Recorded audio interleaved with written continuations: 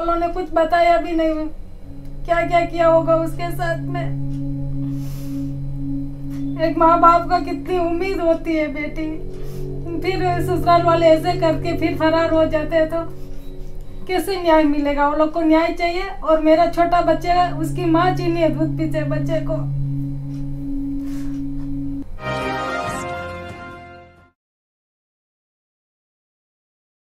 वसई में 16 अक्टूबर को हुई जैन समाज की विवाहिता दीपिका की संदेहजनक मौत। मामला आत्महत्या का है या विवाहिता की हुई थी हत्या, अब भी मामले पर पड़ा हुआ है पर्दा। पियर पक्ष द्वारा ससुराल पक्ष पर लगाया गया हत्या का आरोप। आरोपी ससुराल पक्ष 40 दिनों से चल रहा है फरार।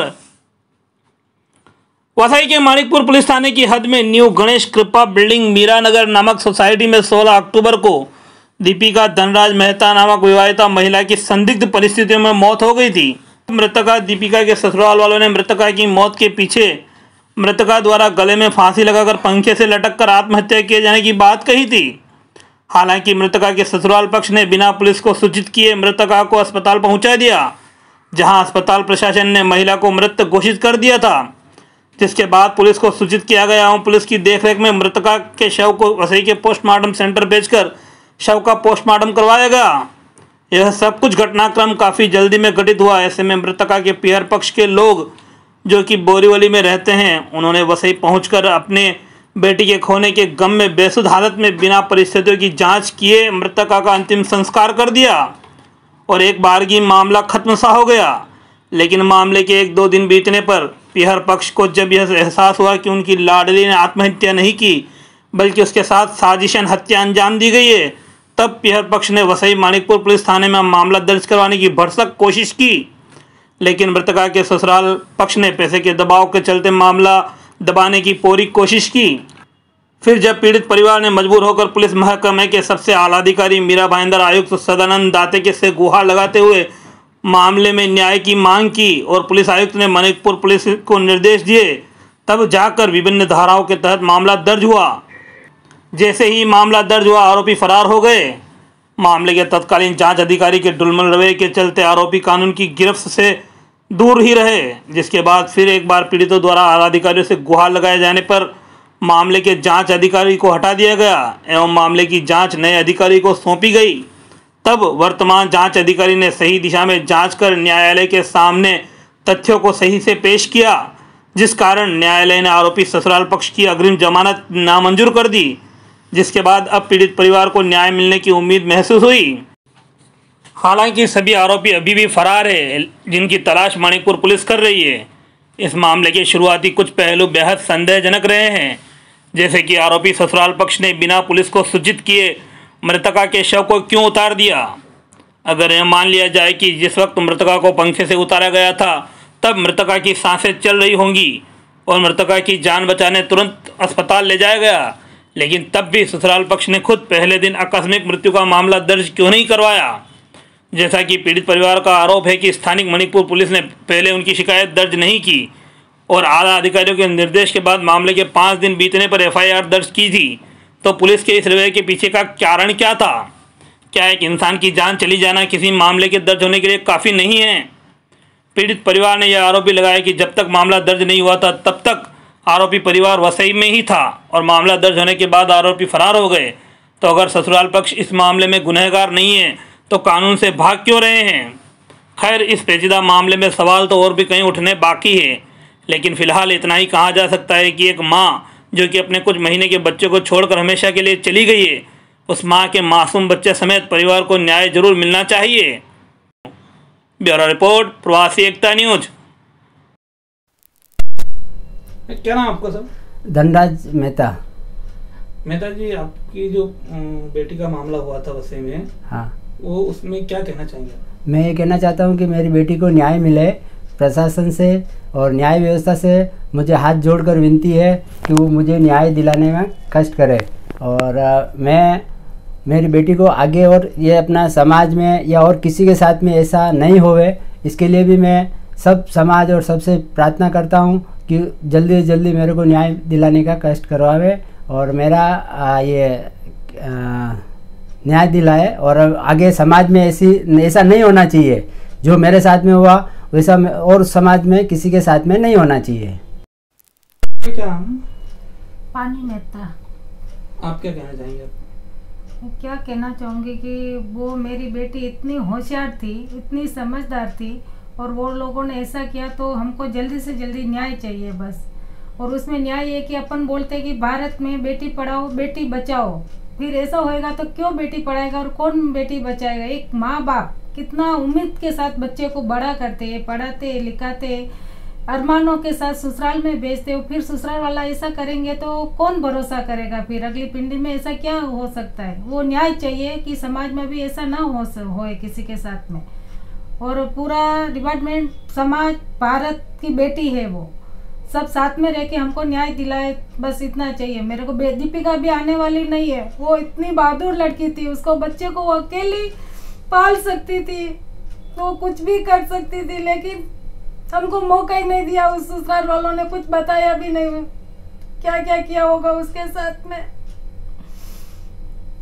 एक माँ बाप का कितनी उम्मीद होती है बेटी, फिर ससुराल वाले ऐसे करके फिर फरार हो जाते हैं तो कैसे न्याय मिलेगा? वो लोग को न्याय चाहिए। और मेरा छोटा बच्चा, उसकी माँ चीनी है दूध पीते बच्चे को,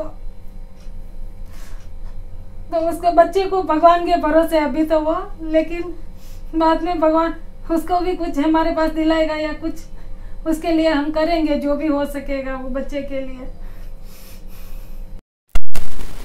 क्या नाम आपका? जी मेरा नाम संजय धनराज मेहता है। संजय जी, आपने पुलिस में एक शिकायत दर्ज करवाई कि आपकी बहन दीपिका जो वसई में जिनकी शादी हुई थी, उनके ससुराल वालों के खिलाफ आपने हत्या के प्रयास का मामला दर्ज करवाया। क्या मामला है? जी ये एक अकस्मात मृत्यु हुई है मेरी बहन की। 16 तारीख को मेरा जन्मदिन था। उसी दिन हमें अचानक खबर मिलती है कि दीपिका बीमार है, उसको हॉस्पिटल लेके जा रहे हैं। जैसे हम हॉस्पिटल पहुंचते हैं वैसे हमको पता चलता है कि दीपिका अब हमारे बीच नहीं रही है। फिर हमारे मन में कुछ प्रश्न आए पोस्टमार्टम रिपोर्ट के रिगार्डिंग। हमने पोस्टमार्टम करवाया तो वहाँ पे भी हमें बराबर कॉर्पोरेशन मिला नहीं, पुलिस और हॉस्पिटल के थ्रू। उसके बाद जब हमने मेरे जिया जी को, उनके पापा को हमने कुछ सवाल किए कि ये क्या हुआ, क्यों हुआ, तो उनका बोलना है सब नॉर्मल था। तो नॉर्मल स्थिति में कोई इंसान घर पे जाके सुसाइड नहीं करता है अपने रूम में जाके, और दीपिका का खुद का रूम होते हुए भी वो दूसरे के ससुर जी के रूम में जाके क्यों मरना चाहेगी? उसके सुबह 7 साढ़े 7 बजे दीपिका तैयार होने वाली थी। दोपहर को 2 ढाई 3 बजे 5 बजे जब भी हमने उसकी बॉडी देखी तो वो नाइट ड्रेस में थी। तो उसका क्या कारण है उसके पीछे? 11 बजे से वो बोलते हैं कि दीपिका ने अपने आप को रूम में लॉक कर दिया है, तो वो 2 बजे तक का इंतजार क्यों कर रहे थे रूम खोलने का? 2 बजे के बाद भी उन्होंने किसी को बुलाया नहीं, कोई पुलिस वाले को बुलाया नहीं, कुछ भी नहीं। उनके हिसाब से उन्होंने बोलते कि दीपिका लटकी हुई थी, हमने बॉडी उतारी, हम डायरेक्ट हॉस्पिटल लेके चले गए। चलो ठीक है, आपको बचाना था दीपिका को तो आप नज़दीक वाले हॉस्पिटल लेके जाते थे, इतना दूर वाले हॉस्पिटल में कोई क्यों लेके जाएगा? बहुत सारे प्रश्न थे जो हम 16 तारीख को समझ नहीं पाए, बोल नहीं पाए। उसके बाद भी मैं पुलिस मानिकपुर पुलिस स्टेशन में कंप्लेन करने गया। वहाँ पे मेरे को पुलिस वाले बोलते हैं, सर सचिन शिंदे सर ऐसा बोलते हैं कि ये आप ते चांगले लोग है, ते श्रीमंत लोग है, FIR ऐसा नहीं होता है, तू पागल है क्या? मेरी कोई FIR दर्ज नहीं की। फिर हमें जाना पड़ा कमिश्नर सर के पास, वहाँ पे हमने एप्लीकेशन दी। कमिश्नर सर ने फिर वहाँ से मानिकपुर पुलिस स्टेशन में फ़ोन करके बोला कि आप इनकी FIR क्यों नहीं ले रहे हो, ये घटना हुई है, ये दर्ज कर सकते हो, आप भले डायरेक्ट मर्डर का केस मत लीजिए पर उसका इन्वेस्टिगेशन तो कीजिए। फिर जाके हमारा FIR होता है 21 तारीख को। उसके बाद भी वो सर कुछ एक्शन लेते नहीं है, कुछ भी हो नहीं रहा था वो। और अगर उन्होंने गलत भी नहीं किया है दीपिका के ससुराल वालों ने, तो FIR होते ही वो भाग क्यों गए? आज टोटल 40-45 दिन हो गए, अभी तक वो भाग क्यों रहे? अगर उन्होंने कुछ गलत नहीं किया तो आप सामने बैठ सकते थे, आप बोल सकते थे कि हम यहाँ पर रहे, आप आपकी इन्वेस्टिगेशन करिए। उनको भागने का क्या हक था?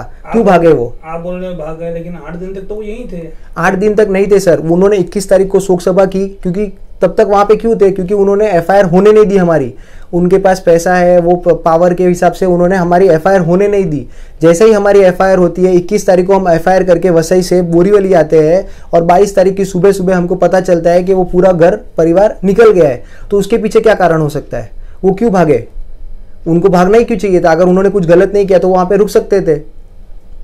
लेकिन आपका भी फॉल्ट नहीं है, आपने भी 5 दिन 6 दिन बाद में FIR। सर हमारी FIR ली नहीं है मानिकपुर पुलिस स्टेशन में। मेरे पास एडिशनल कमिश्नर की एप्लीकेशन है, मेरे पास सर सदानंद दाते सर की एप्लीकेशन है, मेरे पास खुद मानिकपुर पुलिस स्टेशन का स्टैंप है। वो बोलते हैं कि ऐसा FIR नहीं होता है, तू पागल है क्या? अभी की क्या परिस्थिति है? अभी ऐसी परिस्थिति है कि उन्होंने सामने वालों ने 27 अक्टूबर को एंटीसिपेटरी बेल डाली थी, जबकि वो जो पुलिस वाला थे उन्होंने मुझे इन्फॉर्मेशन तक नहीं दी कि सामने वालों ने एंटीसिपेटरी बेल डाली है। वो तो हमें कहीं से पता चला कि उन्होंने एंटीसिपेटरी बेल डाली है। फिर हमने वापस कमिश्नर सर के पास एप्लीकेशन दी। हमने इंचार्ज ऑफिसर जो रिपोर्ट इन्वेस्टिगेशन कर रहा था उनसे सर से रिक्वेस्ट करा कि वो ऑफिसर से केस चेंज करवा के दूसरे प्रकाश कदम सर को दिलाया है। प्रकाश कदम सर ने दिन रात एक करके सब इन्वेस्टिगेशन किया है। उनको जो जो स्टेटमेंट लेने थे वो स्टेटमेंट लिए है, उन्होंने सब पुरावे जमा किए हैं। वो पुरावे से उन्होंने एक अपना से बनाया था जो उन्होंने कोर्ट में सबमिट किया, जो फर्दर इन्वेस्टिगेशन के लिए बहुत काम की चीज़ थी। जैसे कि दीपिका का मोबाइल, दीपिका 16 तारीख को ऑफ हो गई थी, तो उसका मोबाइल 18 तारीख तक शाम को 5 बजे तक चालू कैसे था? दीपिका यहाँ से लैपटॉप लेके गई थी, वो लैपटॉप की भी कोई इन्वेस्टिगेशन हुई नहीं है। उनके घर पे काफ़ी चीज़ें अपने मिल सकती थी इन्वेस्टिगेशन की, जो उन्होंने दी नहीं है। और उन्होंने कोर्ट में एंटीसिपेटरी बेल डाली थी, जो कि कोर्ट ने भी रिजेक्ट कर दी है। तो कोर्ट को भी कुछ तो लगा होगा ना कि ये केस में कुछ गलत है और कुछ सही है। प्रशासन है, अपना न्यायपालिका है, अपने संविधान है, और ये संविधान पे मुझे अभी तक पूरा 100% भरोसा है। जब आप बोल रहे हो आपको संविधान पे भरोसा और कोर्ट में एंटीसिपेटरी बेल भी रिजेक्ट हो गई, तो आपकी क्या अपेक्षा है? अभी मेरी अपेक्षा ये है कि उनको जल्दी से जल्दी पकड़ना चाहिए। इसके खिलाफ जो भी इन्वेस्टिगेशन है, जो भी चीज़ है, वो सच सामने आना चाहिए। उनसे आप जैसे आपका इन्वेस्टिगेशन होता है, हमको नहीं पता, जैसे जो भी आपका इन्वेस्टिगेशन प्रोसेस है वो इन्वेस्टिगेशन से उनको पकड़िए, उनको लाइए, क्योंकि आज 45 दिन हो गए और मुंबई पुलिस से कोई बच नहीं सकता है, और मुझे लगता भी नहीं कि वो बच भी पाएंगे। जो भी है उनको पकड़िए, उनको लाइए, और सच सामने आना चाहिए कि मेरी बहन के साथ 16 तारीख को हुआ क्या था वहाँ पे। उन्होंने मारा है, मरी है, जो भी है, मैं फैक्ट एक्सेप्ट करने के लिए तैयार हूँ। पुलिस वाले का इन्वेस्टिगेशन के बाद जो भी फैक्ट आएगा हमें मंजूर है वो फैक्ट। बस हमें खाली न्यायपालिका से, हमारे संविधान से एक ही अपेक्षा है कि इसका जो भी हो रहा है एक निष्पक्ष जांच होनी चाहिए, और जो भी सच है वो सच सामने आना चाहिए, ताकि दूसरी बार कोई भी बहन, मेरी बहन हो या किसी की भी बहन हो, किसी की भी बेटी हो, एक हिम्मत बननी चाहिए उसको कि उसके खिलाफ, उसके साथ अगर कुछ अन्याय हो रहा है तो वो खड़ी होकर बोल सकेगी। क्योंकि अभी दीपिका तो वापस आ नहीं पाएगी, पर एक समाज में, पूरे भारत में एक सबको एक उदाहरण मिलना चाहिए कि गलत के खिलाफ बोलना ही चाहिए। गलत को मत दबाओ, आप कितना भी डराओगे, धमकाओगे, सच सामने आने वाला है, और इससे ये चीज़ आगे दूसरी बार होगी नहीं समाज में, अपने भारत देश में। पीयूष बोरा का जो अभी 1.5 महीने से जो वारदात चल रही है, उसमें आपका क्या कहना है? हमारा एक ही कहना है कि वो उन्होंने जो आत्महत्या बताई है, ये आत्महत्या नहीं है, हत्या है। आज जब आत्महत्या थी तो कहने का मतलब जैसे भी किसी भी लड़की की या किसी भी औरत की जान जाती है तो पहले वॉशरूम, बाथरूम वगैरह भी होता है, जीभ जो निकलती है उनकी, वो जीभ ऐसी बाहर आई रहती है, आँख में से पानी रहता है। ये सब चीज़ें का फोटोग्राफी, ये सब जो उन्होंने आजू बाजू वालों को बुलाकर या पुलिस को बुलाकर उसका वीडियो रील क्यों नहीं लिया? उसके बाद में भी चलो उन्होंने पीएम करवाने भेजी, तो पीएम करवाने में भी उन्होंने देरी क्यों की? उन्होंने पीएम 20 दिन तक तो उन्होंने पीएम रिपोर्ट नहीं भेजी थी कालीना। ये सब क्यों हो रहा है? उन दीपिका के साथ में जो भी हो रहा है, अन्याय हो रहा है। आज जैसे ही एफआईआर हुई, उनको मालूम पड़ गया तो वो सेकेंड डे ही इधर से मुंबई छोड़ के चले गए, और 29 तारीख तक अपना मौलेला गांव के गली के अंदर दिखे हैं बच्चे के साथ, और 30 तारीख के बाद में वो गायब हो गए। जब मुंबई की पुलिस पहुंचती है तो उधर भी उनको इन्फॉर्मेशन हो जाती है और वहाँ से भी चले जाते हैं। आज कम से कम 35 दिन हो गया, 36 दिन हो गया है, आज कम 36 दिन नहीं, मेरे हिसाब से 40 दिन के ऊपर हो गए। 40 दिन होने के बावजूद भी अभी तक पुलिस उनके माता पिता को और वो पीयूष बोरा को नहीं पकड़ पाई।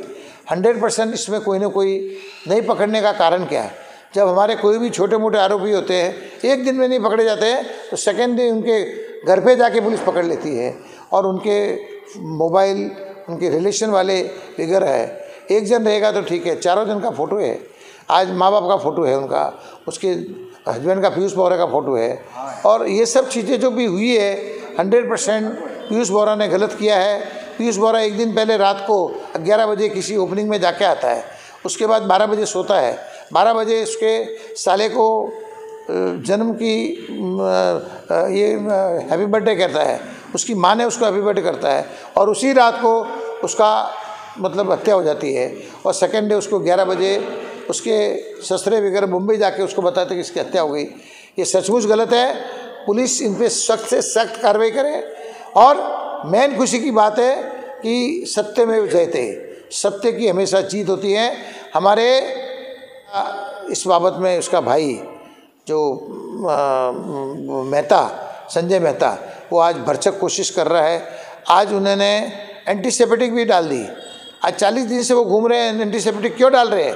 जब वो सही, उन्होंने वो सही है तो एंटीसेप्टिक क्यों, और बारे बारे भटकते क्यों फिर रहे हैं? मैं तो कहता हूँ 40 दिन के बाद में उनको इधर कोर्ट की इनकी एंटीसेप्टिक बेल भी कैंसिल हो गई और उनको कोर्ट से भी रिजेक्ट कर दिया गया। कहाँ जाएंगे तुम लोग? आज मैं तो ये कहता हूँ कि एक बच्चा जो होता है 18 महीने का बच्चा, एक माँ के बिना, माँ उसको कैसे छोड़ के चले जाएगी? और माँ आत्महत्या, समझो हत्या, आत्महत्या जो कर रही है कि मैं आत्महत्या कर दूँ, माँ कैसे आत्महत्या कर सकती है? और मैं एक बात और कहना चाहता हूँ कि 18 महीने का बच्चे जब पूरा दिन रह जाता है, लेकिन शाम के 6:30 7 बजते हैं ना, तो उसको माँ चाहिए। तो माँ कहाँ से लाएंगे? वो माँ कहाँ से लाएगा बच्चा? उसके ऊपर याद कीजिए। आज जो चीज़ पुलिस और हमारे लोग, तेरापन समाज के लोग से मैं कहना चाहता हूँ कि तेरापन समाज लोग आगे आवे, थानकवासी समाज आगे आवे, हर जैन धर्म का आदमी आगे और आगे आके संजय मेहता को न्याय दिलावे। और तभी ये काम, नहीं तो कहीं किसी की बेटियाँ जाएगी, किसी की बहुएँ जाएगी, किसकी माँ जाएगी और उसके आगे पीछे कुछ नहीं होने वाला है। 7 दिन की बात रहेगी और 13 दिन 14 दिन में सब भूल जाएंगे। ये सब नहीं होना चाहिए। इस पर ठोस से ठोस कदम उठाकर ऐसों को सज़ा देनी चाहिए और उनको समाज से निकाल देना चाहिए। ऐसी ठोस कार्रवाई। MRSS का क्या स्टैंड है? MRSS सबका एक स्टैंड है कि जब हमारे पास में संजय मेहता आए थे, उन्होंने हमारे से मदद मांगी, तो अब आज कम से कम 35 से 40 दिन से हमारी मदद चालू है। और हमने यहाँ तक कि महिला आयोग में भी उनकी एप्लीकेशन करवाई, हमने मानव अधिकार आयोग में भी उनको एप्लीकेशन करवाई, यहाँ के मुख्यमंत्री जी को, यहाँ के गृह मंत्री जी को, और दातार साहब, हमारे दाते साहब जो हमारे कमिश्नर है, उनको भी हमने एप्लीकेशन दी है। और सब तरह से हमने, यहाँ तक कि अगर ये 5-7 दिन में नहीं हुआ तो हम कंप्लीट इधर धरने पे बैठेंगे, मोर्चा भी निकालेंगे। जो भी हमारे लोग, MRSS के लोग कहेंगे, हम करने को तैयार हैं। और भी वीडियो को देखने के लिए चैनल को सब्सक्राइब करें, बेल आइकन को दबाएं, वीडियो को लाइक और शेयर जरूर करें। धन्यवाद।